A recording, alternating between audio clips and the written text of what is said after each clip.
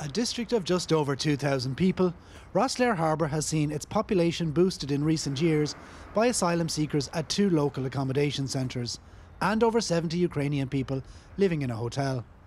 We don't have an awful lot of services here. We have no library, we have no community centre per se, we have no swimming pool, no doctor services. The doctor is 5 kilometres out the road. There's no way of getting there unless you get a lift. You can walk. One major supermarket. So everything is very minimalistic, but then we're a village.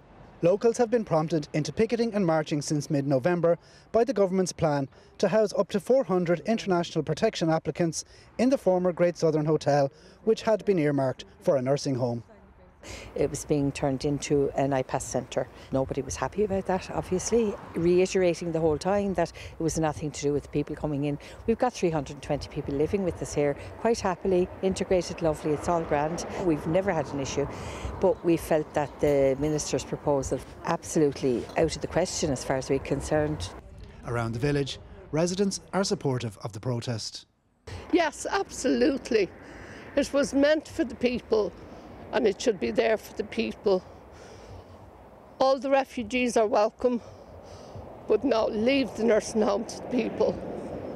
The politicians in this area have an awful lot to answer, and the sooner they wake up, people power put them in office and people power will take them out of office. Like, there's no hate or anything down here, but I think at the same time we were kind of promised a nursing home, and I think it would just boost the economy so much. When we were told that we weren't going to get that, it was a bit of a letdown. Places of Sanctuary Ireland, which supports people arriving here seeking asylum, is urging all involved to find common ground.